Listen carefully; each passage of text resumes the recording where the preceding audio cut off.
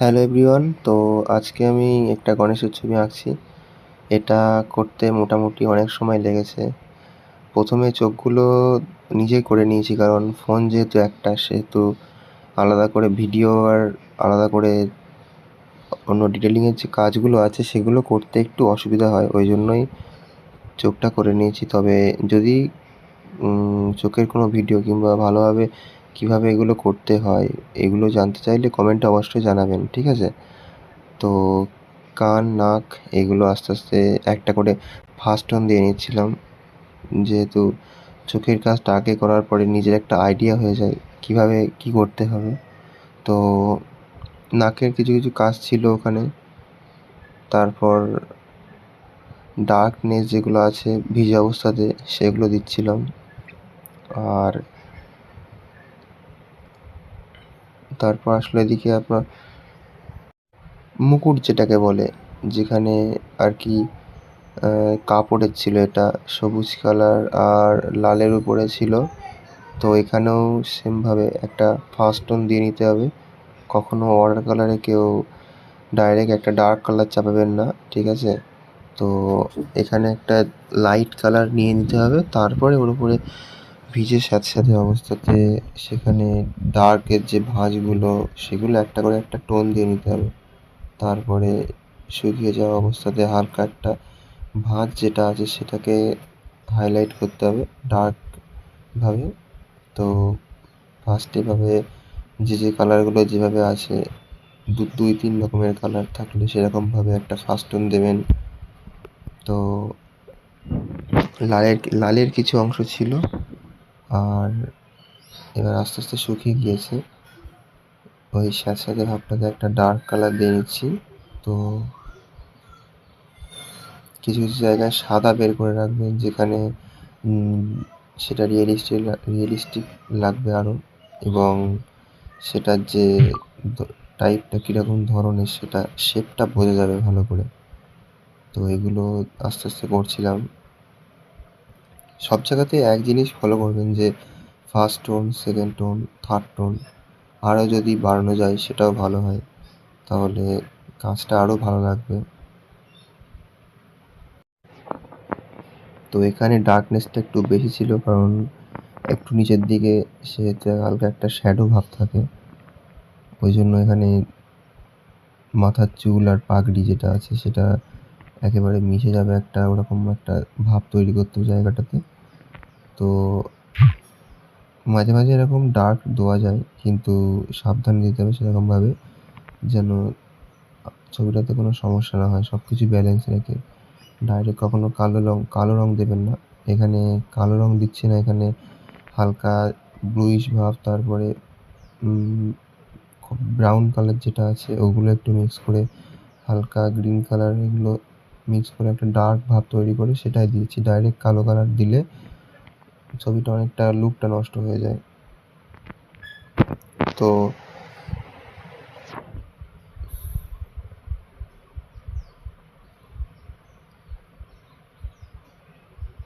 তারপরে দিকে নিচের পোর্শনটার যে পার্টগুলো ছিল সেগুলোতে আস্তে আস্তে একটা টোন দিয়ে নিতে হবে।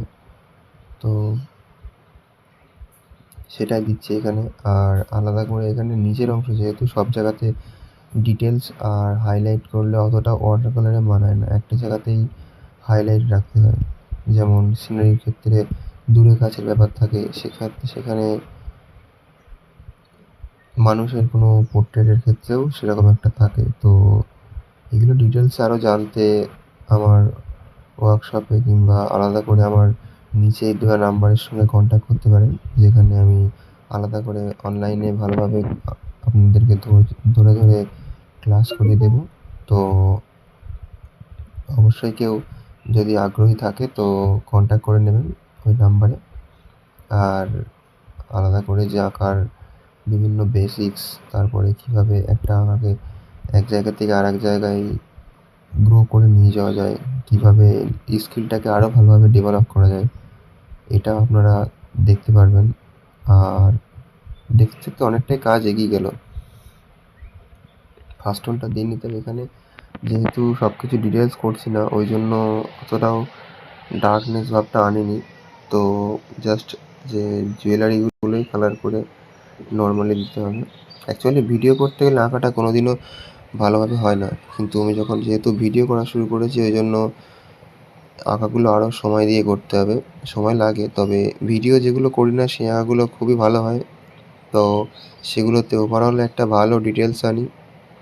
আর এটা তো লাল যে পিছন দিক থেকে যেটা পড়ে আছে, সামনের দিকে যেটা ওড়না বলা হয়, ওটাতে ভিডিও চলছিল, কিন্তু পরে দেখলাম যে ভিডিও অন করা ছিল না, ওই জন্য যেখান থেকে হয়েছে সেটাই করেছি।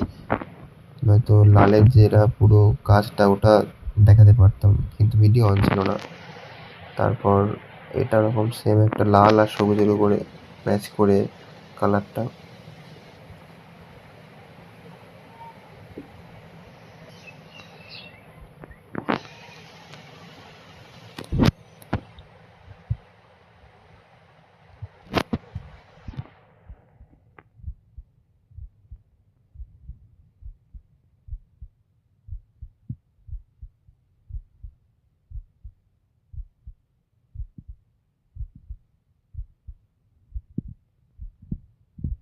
খুব বিজি অবস্থায় কেউ কখনো ডার্কনেস ভাবটা ভাঁজের জায়গাগুলো হয় সেগুলো অতটাও সঙ্গে সঙ্গে করার চেষ্টা করবেন না।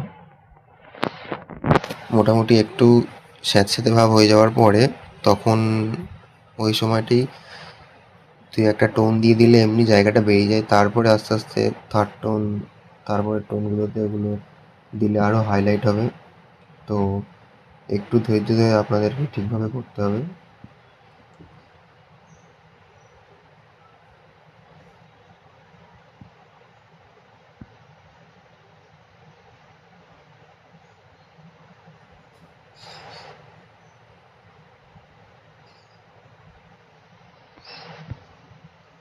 এখানে পাগড়িটা করছিলাম, যেখানে সেমভাবে ওরকম ফার্স্ট টোন সেকেন্ড টোন দেওয়া হয়ে গেছিলো। তো এখানে ডিটেল বলতে জাস্ট এটা এভাবে একটা হাইলাইট দিয়ে রেখে তার পাশ দিয়ে যে ডার্কনেসের ভাঁজগুলো আছে ওগুলো বার করলে অনেকটা এসে যাবে।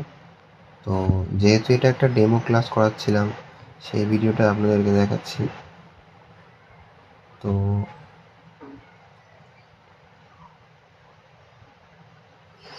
এখানে এটা অয়েল পেন্টিং কিংবা আলাদা করে কোনো অন্য কাজ হলে সেখানে ডিটেলটা ভালো করা যেত। ওয়াটার কালারে প্রতিটা পার্ট ডিটেলিং বার করাটা একটা মানায় না ওখানে। কিছু জায়গা হালকা ছেড়ে দিতে হয়, সেটা অনেকটাই ভালো লাগে। কিন্তু মেন কিছু জায়গা যেখানে প্রচুর আপনাকে ডিটেল বার করতে হবে, যার জন্য আঁকাটা অনেকটাই ভালো লাগবে। তো এখানে এবার সেকেন্ড টোনের পালা, যেখানে ভাঁজটা বার করছিলাম। ভিডিওটা অনেক লং ছিল, ওই জন্য একটু স্পিডে করে দিয়েছি। মোটামুটি 10-15 মিনিটের ভিডিও ছিল, ওই জন্য একটু বুঝতে অসুবিধা হচ্ছে হয়তো। তো থার্ড টোনের কাজ চলছে এবার।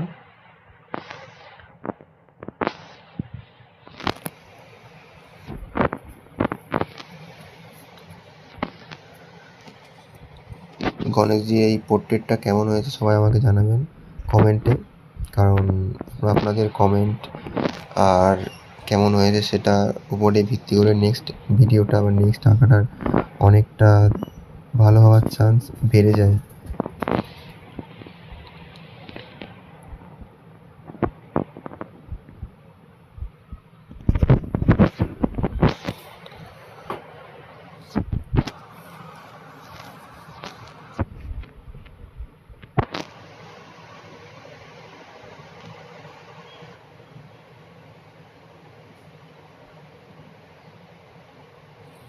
তো ভিডিওটা প্রায় শেষের পথে,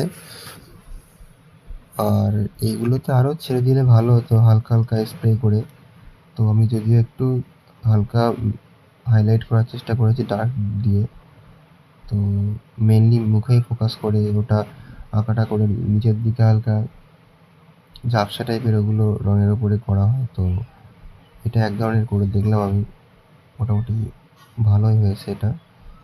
তো অবশ্যই জানাবেন। তো ফাইনাল ওয়ার্ক এই যে, আমার তো বেশ সুন্দর লাগছে, এবার জানাবেন, ঠিক আছে? আর আলাদা করে কেউ যদি কখনো কমিশন ওয়ার্ক করতে চান তো আমার সঙ্গে কন্ট্যাক্ট করতে পারেন। ধন্যবাদ।